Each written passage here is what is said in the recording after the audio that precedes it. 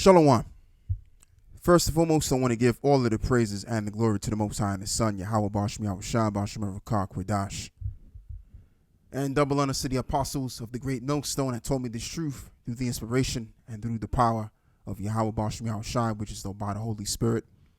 And as well as giving the salutations thereof towards the Akim all around us forwarding this truth as well.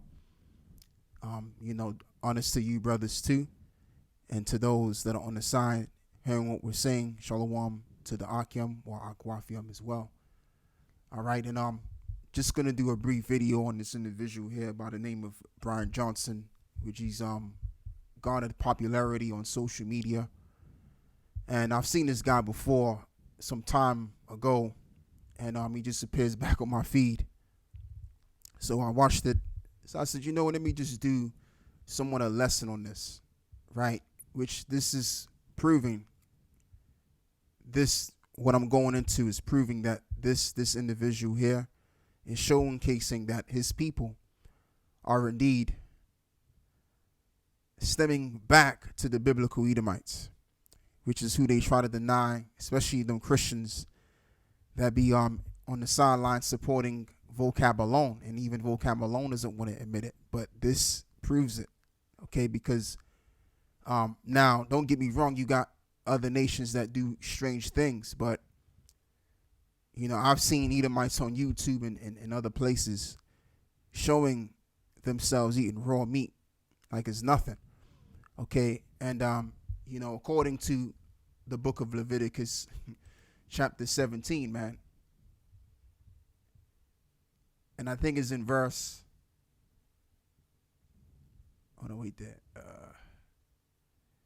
this is it right here. It says, let me see. I want to find an exact verse because it mentions about the flesh, right? It's verse 11. It was looking directly at me. So, I'll begin by reading verse 10. It says, whatsoever man there be of the house of Israel or of the strangers that sojourn among you, that eat of any manner of blood, I will even set my face against that soul that eat of blood, and I will cut him off from among his people. For the life of the flesh is in the blood, and I have given it to you upon the altar to make an atonement for your souls. For it is the blood that maketh an atonement for the soul. Okay, so if there's anyone that's found eating raw meat and as well as with the blood in it, because that's what you're going to wind up doing. Like if you are eating raw meat, you better believe there's some kind of blood in there. And sometimes when you chop up chicken, you can see in some cases the blood coming out of it. So going back to the story of Jacob and Esau, when Esau was found eating that red pottage of meat, this nation, or the Edomites to be exact, as to why they're profane in the first place, because it goes back to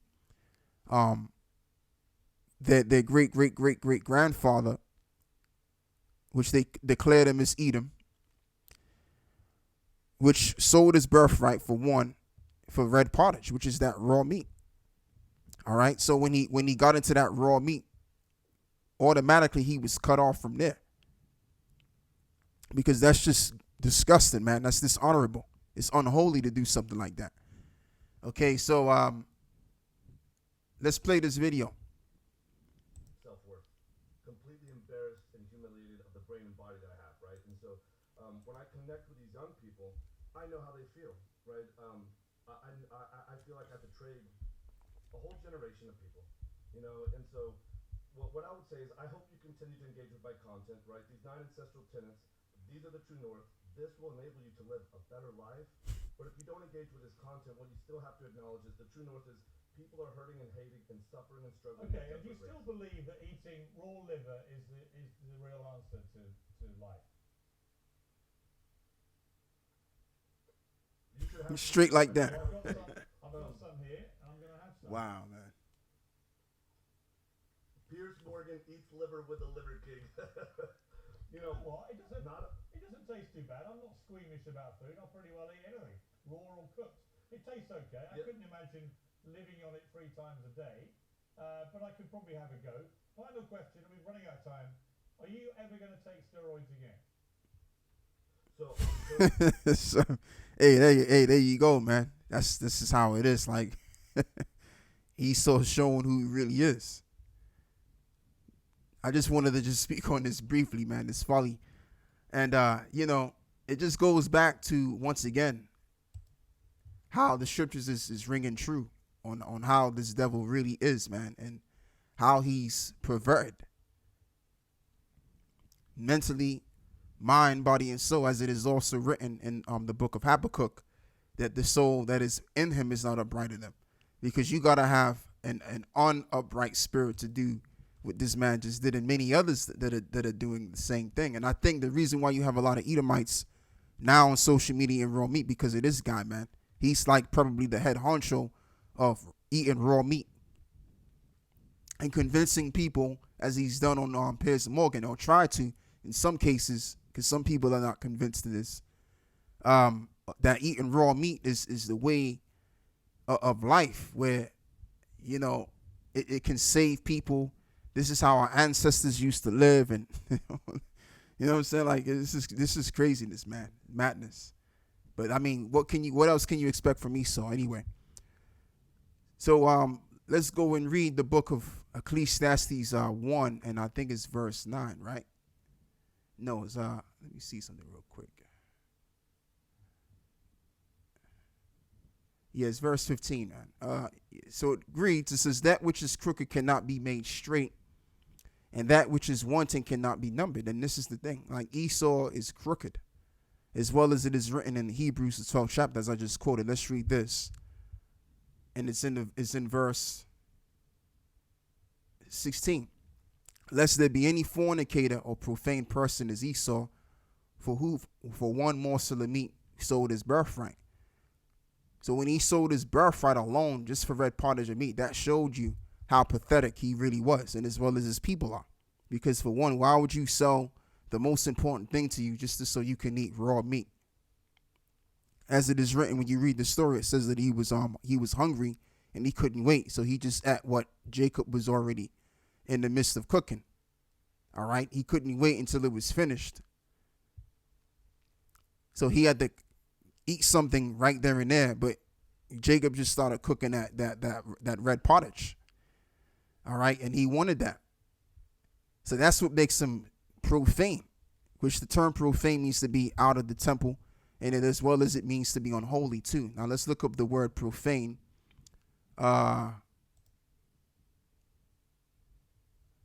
Babelos, which is or Bebelos.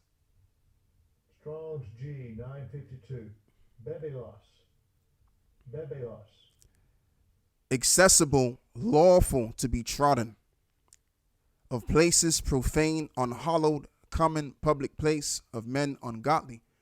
So again, they've automatically became lawful to be trodden, and this is what's going to happen to them when we put them into slavery. We're gonna tread them over, or should I say, beginning with Yahweh Shai is going to do that job. When he comes back, he's going to tread down with his foot the wicked, and as well as we're going to do right along with him when we get that power, as it is also written that the steps of the needy shall take him over, something to that equivalent.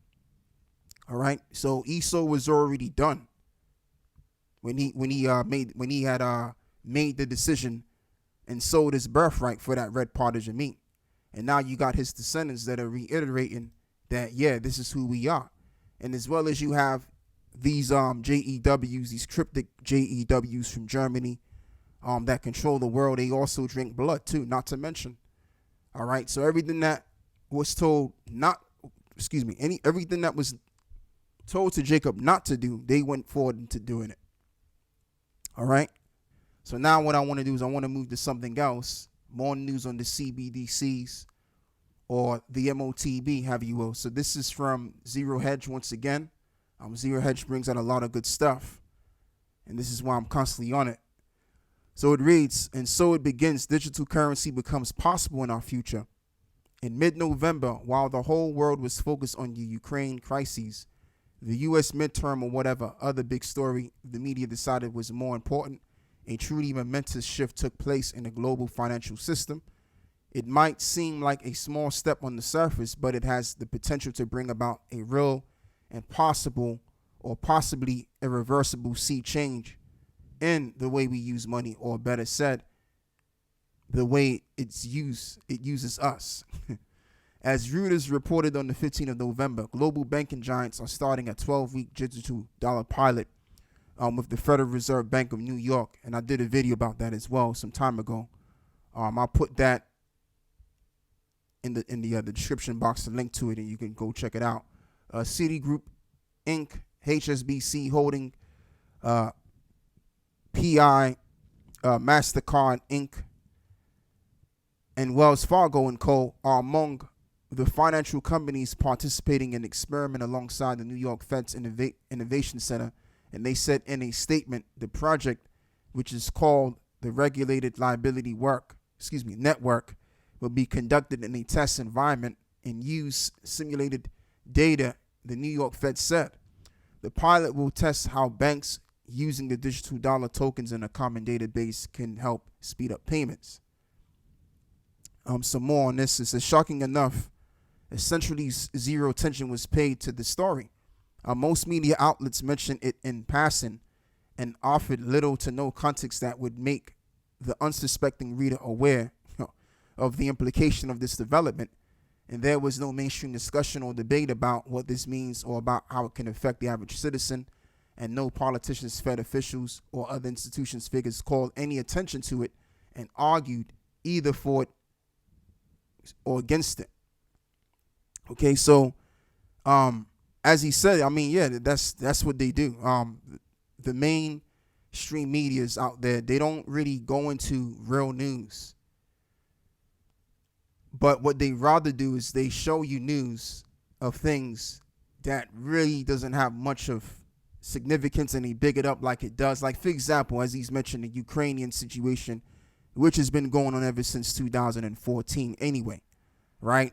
But they've turned your television towards this, making a big deal about this kind of news, which is not news anyway. It's just some old stuff that's been happening. And it's so that they can get you away from what they're really doing. So as he said, as they had us focusing on Ukraine and the whole C-19 situation, they've been preparing this CBDC. And so now you have it. They feel as though they can now get this thing on the ready. And now what I want to do is I want to fast forward and I want to show you this video. And first and foremost, I saw the Apostle Ha's live that he did speaking on this video, which came from GMS Vegas Sit Downs. And I went on Dr. Phil's channel and he spoke about this mark thing twice. So I think this is the second time. This is the second video dealing with the mark. Because we're in that time now where it's going to be used. It's about to be in activation, this MOTB CBDC thing. So without further ado, I'm going to play this video.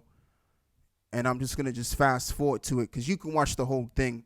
You can watch the whole thing. I'll put this in the description box if you want to check it out. But yeah, let's play this video. Well, technology is constantly evolving, and every day there seems to be something new and innovative to keep up with. Companies can even scan your face or listen to your voice for identity verification. Nowadays, you don't even need these or these. It seems like everything you need is stored right here, of course, right? You all know that. I even used my e-wallet the other day. Not sure I did it right, but they let me go. But let's take it a step further. What if you could unlock your car, open your door, or place a call with just this? These city commercials. And how would you do that? Well, you would put it here in your arm. Yes, today we're talking all about human microchipping, surgically adding implants underneath your own skin to store and access information. Open and close doors, pay for groceries, unlock safes, and other useful tasks. Now, you may have heard about microchipping animals, right? But 50,000 people worldwide now have been chipped in recent years, and the trend seems to be growing. But my first guest, Anastasia, disagrees. I say she disagrees a lot. Now, this is the woman that, as he said, took 47 charagmas. Right, I just about said it, but I didn't say it. So, yeah. So anyway, the first thing that I saw when they showed this woman, I automatically thought that this woman was a witch. So of course, if there's anyone that's going to take multiple of these charagmas or marks, it's going to be someone like her, and you'll see that I'm right on this regard. Because what I'm going to do is I'm going to stop the video some more, because she's going to show where she's placed the chip, and what you're going to see is a logo of Baphomet on her tights. All right, so if anyone's going to get them amount of chips, yeah, it's going to be people like her. Because the people that's pushing this thing are, yes, witches. At the moment, I have 47 implants in my body, and I plan to get more. A lot of the implants I have in my body are microchips. I have 32 in me right now. And of course, she's going to promote it too. I have microchips everywhere. I have one in my calf. I have them in my hands. I have them in my forearms. I have them in my ears. I have them in my shoulder. I have them in my chest. I have a microchip. So there you go, that Baphomet. You see, that's the Baphomet goat right there. I think what is that? That's what is it? That's the 3-point star as well. Stand with the phone and called 911. I've also implanted 14 magnets and a microcomputer. I'm a magician, and what a lot of people might not realize is a lot of magic is done with magnets. I have them all in my hands. I have them all down my arms. I have a magnet here in my tragus that lets me have secret hearing, which is really cool. I can hold my makeup compact. I can hold it there. I can hold it there. I especially love the magnets because I like to walk around and feel the electromagnetic fields vibrating in my body. Some people think this is really weird, but I feel like I have superpowers. I've had a few implants that have given me some problems. The first version of the computer that I had in my thigh cracked and I wasn't aware, and in its cracking of the case, it allowed my body fluids and the computer to all mix in. And yeah, according to the scripture as well, you shouldn't be putting anything on you. There shouldn't be no tattoos. I mean, this is foolishness. Once again, when we went from one foolishness to another. But this is something that the powers that be need the people to go under, because they want to dominate the world in totality, and they want everything to be measured out on you, man. They want to measure everything out on you, So this is the way it's gonna go, and whether they want to do it or not, let's just say they don't want to bring this out from a mandatory place, they're gonna have to do it anyway.